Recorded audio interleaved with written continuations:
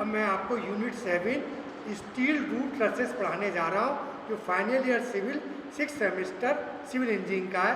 मैं SR Gupta RBS polytechnic Bichpuri Agra से बोल रहा हूँ। यूनिट 7 पढ़ाने जा रहा हूँ। ट्रसेस TRUSS ट्रसेस छत कैंची एक ढांचेदार संरचना है जिसमें भिन्न भिन्न अवयवों को सिरों पर जोड़कर संरचना तैयार की जाती है। Full stop. बाह्य भार केवल कैंची के जोड़ों पर लगाए जाते हैं। कैंची की संरचना इस प्रकार की होती है ताकि इसके अवयवों में केवल अनुदैर्ध्य या अक्षीय प्रतिबल उत्पन्न हो। Full stop. बाह्य भार के कारण उत्पन्न इन प्रतिबलों का प्रतिरोध अवयवों के द्वारा किया जाता है। Full stop. अवयव आपस में त्रिभुज बनाते हैं। Full stop. अवयव के संपूर्ण काट क्षेत्रफल में अक्षीय प्रतिबल उत्पन्न होते हैं। Full stop. अवयवों में या तो अक्षीय संपीड़न उत्पन्न होता है या अक्षीय तनन प्रतिबल अवयवों में अक्षीय संपीड़न उत्पन्न होता है या उन्हें संपीड़न तथा जिनमें तनन ढाल उत्पन्न होता है। Full stop. उन्हें तान अंग कहते हैं। संपीड़न की लंबाई कम रखी जाती है और तान अंग की लंबाई अधिक रखते हैं। तान अंग की लंबाई 3 मीटर से अधिक नहीं रखनी चाहिए। उसके बाद टाइप्स ऑफ रूट ट्रसेस। कैंचियाँ विभिन्न प्रकार की होती हैं। कौन कौन सी? Number 1 king post trusses KINGPOST king post trusses देख लीजिए। कैंचियाँ भिन्न प्रकार की होती हैं। पहला king post trusses. It is shown in figure. It is a wooden trusses. King post trusses can also be built combination of wood and steel. This type of trusses is suitable for span up to 8 meter. Up to 8 meter. ये आपको इसलिए बता रहा हूँ, ये आपके chapter में मिलेगा नहीं, तो ये एक्स्ट्रा है टाइप्स ऑफ ट्रसेस, इसलिए आपको थोड़ा सा इंग्लिश में बता रहा हूँ। दूसरा simple Fink trusses. Simple Fink trusses क्या है? FIN के trusses TRUSS।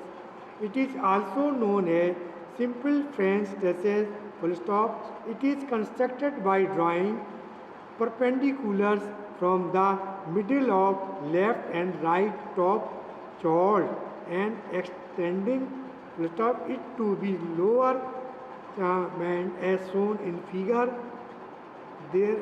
Full stop. These are suitable for span between 8 meter to 10 meter. ये देखिए फिगर बना हुआ है इसमें, पहले वाले में ये फिगर है, दूसरे वाले में ये ट्रसेस का फिगर। ये सब ट्रसेस हैं, ये मैं आपको पेन दिखा रहा हूँ। ट्रसेस ट्रसेस इसमें इस तरह की ट्रसेस देखिए। कंपेयर्ड फिंग ट्रसेस FIN की compared Phing trusses. It is also known as compound French trusses. Full stop. These trusses are suitable for span between 10 meter to 15 meter. ये स्पान बना हुआ है 10 मीटर से 15 मीटर के ऊपर हो, तो इस तरह से स्पान अगर 10 से 15 मीटर के बीच में होगा तो इस प्रकार की ट्रसेस लगाएंगे। स्पान के ऊपर है, स्पान जितना चौड़ा कमरे का साइज या गोदाम का साइज होगा उस हिसाब से ट्रसेस लगाई जाती हैं। Next simple fan trusses.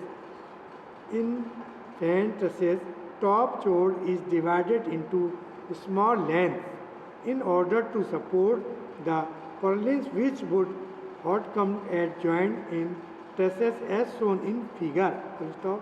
Simple fan trusses are suitable for span of 10 meter to 15 meter. ये trusses बना हुआ, ये देखिए trusses। Combined fan trusses. Combined fan trusses. It is shown in figure. These trusses are suitable for span of 15 meter to 25 meter. अगर span 15 से 25 metre हो तो ये ट्रसेस लाएंगे, 15 मीटर हो तो ये ट्रसेस लाएंगे, 10 मीटर से 15 मीटर हो तो ये ट्रसेस लाएंगे। यहाँ होता है ये ट्रसेस का डिजाइन है। अब Pratt trusses. Pratt trusses are steel trusses. The diagonal members are highly stacked because of its inclination. These are suitable for span between 10 meter to 30 meter. 30 metre तक है तो इस तरह का स्पान। तो ट्रसेस ये प्रकार के होंगे। Number 7 how HOW, how trusses. These trusses are built in combination of wood and steel. First of the vertical members of out trusses are made of steel and are tension member. First of these trusses are convenient for a span of 10 metre to 30 metre. ये बना हुआ पूरा, ये traces इसका figure में देख लीजिए. अब आपकी आ गई north light trusses. North light trusses, these are steel trusses and are convenient for span of 5 meter to 8 meter sun. Stop. North light trusses glaze angle are forced towards north to avoid the direct glaze of the sun. It is shown in figure. देखिए figure में दिखाई गई इस तरह की trusses होती हैं. Load on roof trusses. Load on roof trusses. A roof trusses is subjected to the following load. Number 1 dead load, दूसरा इम्पोज लोड ब्रैकेट में लाइव लोड, तीसरा विंड लोड, चौथा snow load SNOW snow load. तो पहला dead load देख लीजिए आप. Dead load अचल भारों में निम्न भार सम्मिलित हैं. नंबर 1 कैंची का स्वयं का भार, दूसरा पालिन का भार, तीसरा बंदूकों का भार, चौथा छत आवरण का भार. पहला कैंची का स्वयं का भार. छत कैंचियों के समस्त उपांगों का भार ही कैंची का स्वयं का भार, छत कैंचियों के समस्त उपांगों का भार ही स्वयं का भार कहलाता है. फुलस्टॉप. ये निम्न प्रकार से लिया जा सकता है. नंबर 1 लहरियादार दस्तीकृत लोहे की चादरों के लिए छत कैंची का भार 100 न्यूटन प्रति मीटर स्क्वायर से 150 न्यूटन प्रति मीटर स्क्वायर तक स्वेच्छा से माना जा सकता है. बी छत कैंची में 4 मीटर की दूरी तथा 1/4 से 1/5 पिच की लहरियादार चादरों की छत कैंची का स्वयं का भार अग्र सूत्र से ज्ञात किया जाता है. W = 10 metre bracket start 10 × L/3 + 5 bracket close newton प्रति मीटर स्क्वायर. जहाँ W = प्रति वर्ग मीटर क्षैतिज क्षेत्रफल पर छत कैंची का भार है. L = छत कैंची की विस्तृति. अब आपका नेक्स्ट देख लीजिए के आगे पालिन का भार. पालिन का भार इसका देख लीजिए. इस पालिन का भार क्या होता है देख लीजिए. इसे कैंचियों से दूरी तथा पाट के आधार पर लिया जाता है. ये लहरियादार चादरों के लिए 0.06 किलोन्यूटन प्रति मीटर स्क्वायर, AC चादरों के लिए 0.10 किलोन्यूटन प्रति मीटर स्क्वायर तथा टाइल के लिए 0.15 किलोन्यूटन प्रति मीटर स्क्वायर आपतित या प्रक्षेपित लिया जाता है. नेक्स्ट बंदूकों का भार. यह प्रति वर्ग मीटर आवृत क्षैतिज क्षेत्रफल 0.015 किलोन्यूटन प्रति मीटर स्क्वायर लिया जाता है. नंबर 4 छत आवरण का भार. यह छत के ढालू क्षेत्रफल के बराबर पर ज्ञात किया जाता है. Full stop. AC चादरों के लिए ये 0.10 किलोन्यूटन प्रति मीटर स्क्वायर लिया जाता है. Second live load. भारतीय मानक इंडियन स्टैंडर्ड 875/1987 के अनुसार छतों पर चल भार अथवा अध्यारोपित भार छत के ढाल एवं छत पर व्यक्तियों के पहुंचने के प्रावधान पर निर्भर करता है. For roof of slope less than equal 10 degree live load is equal to 1.5 kilonewton प्रति metre square of the plan area if SS is provided is equal to 0.75 kilonewton meter square of the plan area if SS is not provided. For roof of slope greater than 10 degree live load is equal to 0.75 newton प्रति metre square less जो 0.02 kilometre प्रति metre square for every degree increase in slope over 10 degree. इसके आगे देखिए wind load. WIND wind load. पवन भार जिसे कहते हैं पवन भार. पवन भार हवा के वेग पर निर्भर करता है. इसे 10 किलोमीटर प्रति आवर के वेग से चलने वाली हवाएं, हल्की हवाएं 50 किलोमीटर प्रति आवर के वेग से चलने वाली तेज हवाएं तथा 8 किलोमीटर प्रति आवर के वेग से चलने वाली बहुत ये मैं आपको विंड लोड पढ़ा रहा था, उसके आगे हवाएं आंधी या तूफान की श्रेणी में आती हैं। प्रचंड वायु झोंके बहुत कम समय के लिए आते हैं। यह समय 5 सेकंड से अधिक नहीं होना चाहिए। प्रचंड वायु की तीव्रता 50 वर्ष के आवर्तकाल में ज्ञात की जाती है। इस वेग को ही मूल पवन वेग कहते हैं। इसका मान पृथ्वी की सतह पर शून्य माना जाता है। यह वेग ऊपर की ओर ऊंचाई के साथ साथ बढ़ता जाता है। भारत के कुछ मुख्य नगरों के लिए मूल पवन वेग के मान तालिका इंडियन स्टैंडर्ड 875 1987 से लिए जाते हैं। पहला, स्नो लोड।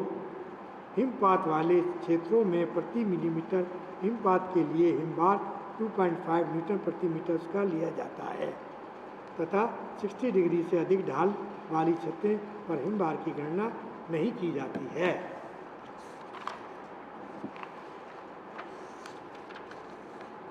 Load combination. अब देखिए आप लोड LOAD और कम्बिनेशन COMBINATIONS लोड कम्बिनेशन। स्थानीय संरचनाओं के अभिकल्पन में भारों के उस संयोजन का प्रयोग करना चाहिए जो संरचना में अधिकतम प्रतिबल उत्पन्न करे। भारों के संयोजन निम्न प्रकार से लिए जाते हैं। DL dead load plus live load, L plus LL live load, DL plus 1/2 LL plus wind load WL और EL। उसके बाद DL प्लस WL और EL। यहाँ DL अचल भार, LL चल भार या अध्यारोपित भार, WL पवन भार, EL भूकंप भार, अर्थ लोड है। भूकंप भार means earth load. Design of purlin, PURLIN, design of purlin. Purlin ढालूदार छतों में छत आवरण के नीचे तथा रिज के समांतर लगाए जाते हैं। इनका विकल्पन धरन की भांति किया जाता है। ये अपने भार के अतिरिक्त छत आवरण के भार तथा चल भार को भी संभालता है। पर्लिन के लिए आई खंड, चैनल खंड एवं कोणीय खंडों का प्रयोग किया जाता है। आई खंड की पर्लिन सीधे ही मुख्य रैप्टर से रिवेट या बोल्ट द्वारा जोड़ दिए जाते हैं, जबकि कोणीय तथा चैनल खंड की पर्लिन जोड़ने के लिए क्लीट एंगल का प्रयोग किया जाता है। पर्लिन का विकल्पन निम्न चरणों में किया जाता है। नंबर 1, पर्लिन का पाट एवं अंतराल। पर्लिन का पाट छत कैंचियों के अंतराल के बराबर लिया जाता है। छत कैंची की रैप्टर की लंबाई के अनुसार उपयुक्त अंतराल पर पर्लिन लगाए जाते हैं। नेक्स्ट, भारों की गणना। पर्लिन पर अचल भार, चल भार एवं पवन भार आते हैं। इस पे तीनों भार आते हैं, अचल भार, चल भार, पवन भार आते हैं। इसके अतिरिक्त भूकंप भार तथा बर्फ भार का भी आ सकते हैं। भूकंप भार और बर्फ भार भी आ सकते हैं। जिन स्थानों पर ये भार आते हैं वहाँ उनकी भी गणना करनी चाहिए, परंतु मुख्य रूप से अचल भार, चल भार तथा पवन भार ही आते हैं। इनमें से अचल भार, चल भार ऊर्ध्वाधर दिशा में होते हैं, जबकि पवन भार छत आवरण के लंबवत दिशा में कार्य करता है। चूँकि पर्लिन की अक्ष नत रहती है, अर्थात एक्स अक्ष छत आवरण के समांतर तथा वाई अक्ष छत आवरण के लंबवत। एक भारतीय मानक कोड में छत आवरण के समांतर अक्ष को UU अक्ष तथा छत आवरण के लंबवत अक्ष को VV अक्ष कहते हैं। अर्थात पर्लिन के लिए एक्स अक्ष इक्वल टू UU अक्ष और YY अक्ष इक्वल टू VV अक्ष। अक्ष अचल तथा चल भारों को UU तथा VV अक्ष के अनुदेश वियुक्त कर लिया जाता है। तो फुलस्टॉप ये दोनों भार पर्लिन में द्विअक्षीय नमन उत्पन्न करते हैं, जबकि पवन भार एकल अक्षीय नमन उत्पन्न करता है। फुलस्टॉप माना छत आवरण के लंबवत भार इक्वल टू W डैश तथा छत आवरण के समांतर भार W डबल डैश। इसका तीसरा, नमन आघूर्ण। पर्लिन एक सतत धरन होती है। सिरे की पर्लिन एवं मध्यवर्ती पर्लिन के लिए नमन आघूर्ण भिन्न भिन्न होते हैं, परंतु IS कोड 875 1987 में पर्लिन के लिए निम्न सूत्र की संतुष्टि की जाती है। MUU equal to MXX equal to W dash L into upon 10